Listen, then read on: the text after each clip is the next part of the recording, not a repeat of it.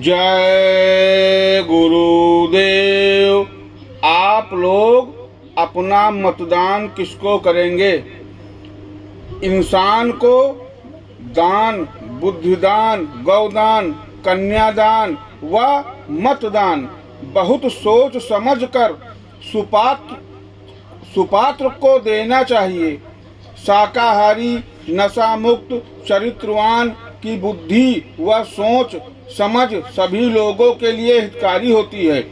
समय ऐसा आएगा कि मजबूर होकर लोग शाकाहार अपनाएंगे। एक ऐसा भी समय आएगा कि देश के सभी मंत्री, MLA, MP व अधिकारी कर्मचारी शाकाहारी व नशा मुक्त, सेवा भावी व देशभक्त होंगे। अब शाकाहारी आदमी ही प्रधानमंत्री बनेगा। तेज नशे का सेवन करने वाला मनुष्य दीन दुनिया का सुख कभी नहीं भोग सकता। माता पिता, बूढ़े बुजुर्गों, अधिकारी कर्मचारी का सम्मान करो तथा नियम कानून का पालन करो। जीव हत्या करके पैसा कमाने वाला कोई भी देश कभी तरक्की नहीं कर सकता है। किसी भी जात, धर्म व धार्मिक पुस्तक की निंदा, अपमान मत करो। सभी के दिल में प्यार मोहब्बत का जज्बा पैदा करो। आगे चलकर धार्मिक लोगों की हाथ में शासन सत्ता की बागडोर होगा। मेहनत, ईमानदारी की कमाई करो। दिल दुखा कर लाया हुआ बिना मेहनत का पैसा फलता फूलता नहीं बल्कि तकलीफ देता है। सच्चे संत के दर्शन, सत्संग और आशीर्वाद से नहीं बनने वाला काम भी बन जाता है। विवेकशील बुद्धिजीवों को भारत के अध्यात्मवाद की गरिमा जगाते रहना चाहिए। महात्माओं के यहाँ हर जात धर्म के लोग लाभ पा सकते हैं। समृद्ध गुरु की दया लेने वाले का जन्म मरण छूट जाता है।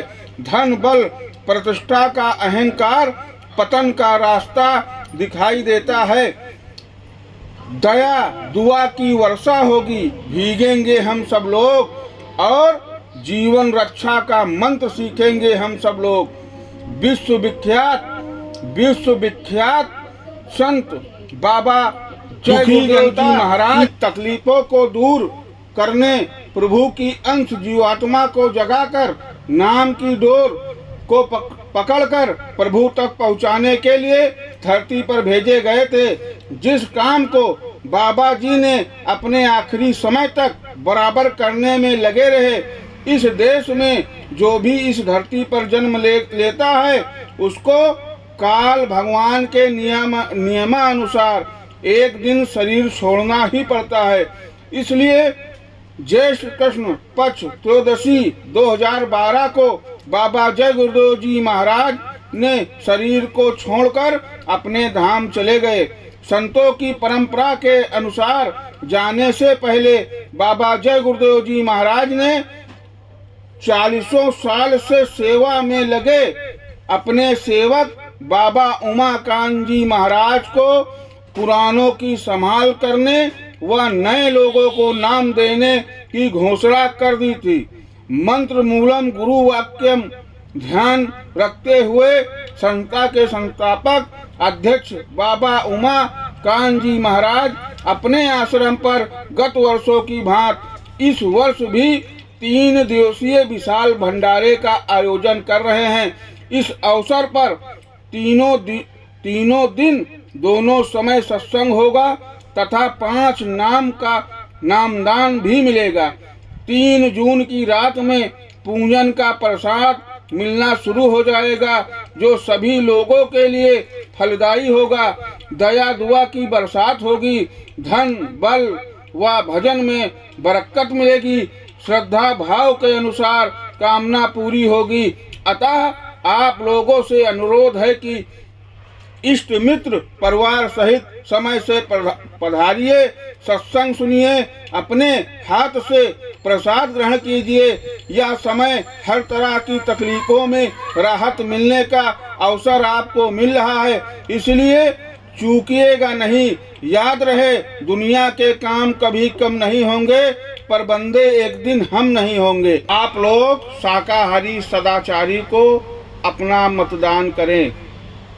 स्वामी जी महाराज ने कहा कि काल के दीर्घ अंतराल के बाद बीच बीच में एक ऐसा महामानव इस भूमंडल पर आ पहुंचता है जो असंदिग्ध रूप से किसी अन्य लोक से आया हुआ एक पर्यटक होता है, जो इस दुख पूर्ण संसार में भी अपने उस सुदूरवर्ती लोक की महिमा, सत्य तथा दीप्त ले आता है।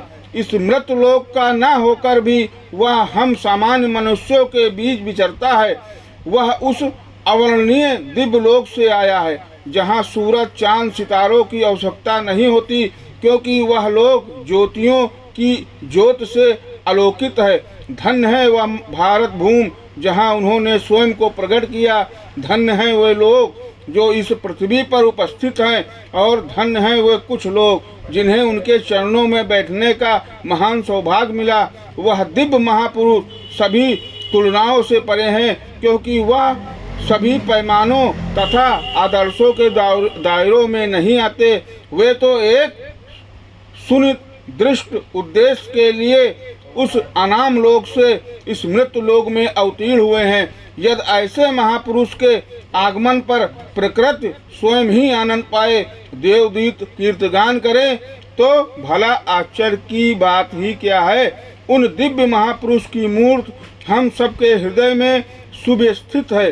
उन सशक्त और औचस्वी महापुरुष ने एक ही फल में हम सबके मन पर अमिट छाप छोड़ दी।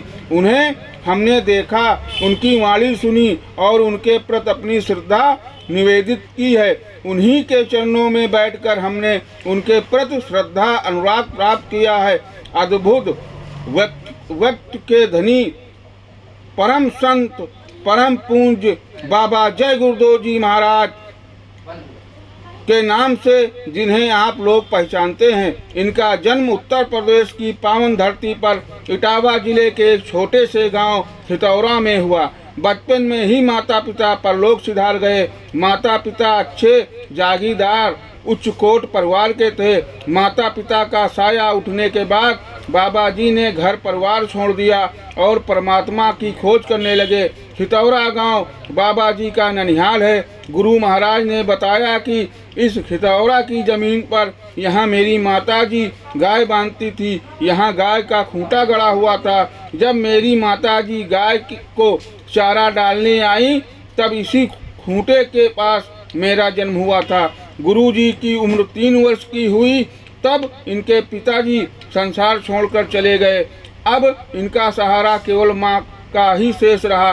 बाबा जी के शब्दों में, जब मैं छोटा था मुझे याद है कि मेरी माँ ने मुझसे कहा था कि बेटे शादी मत करना और परमात्मा को प्राप्त करना। मेरी ये 2 बातें हमेशा याद रखना। कुछ समय बाद माता जी भी संसार को छोड़कर चल बसी। बाबा जी का कोई सहारा नहीं रहा। अब अपने मामा के घर चले गए, फिर वहाँ से भगवान की तलाश में निकल पड़े। बाबा जय गुरुदेव जी महाराज मुल्ला मौलवी से मिले, मस्जिद में गए और कहा खुदा का दीदार करा दो। मुल्ला मौलवियों ने कहा करा देंगे। फिर क्या था, लगे बाबा जी नमाज पढ़ने। जमकर नमाज पढ़ा। एक दिन मुल्ला बकरे को काट रहा था। गुरु महाराज ने कहा मुल्ला जी ये क्या कर रहे हो? जवाब मिला कि हलाल कर रहा हूँ। गुरु महाराज ने कहा आप भी दोजक में जाओगे और हमको भी ले जाओगे। वहाँ से भी गुरु महाराज निकल पड़े।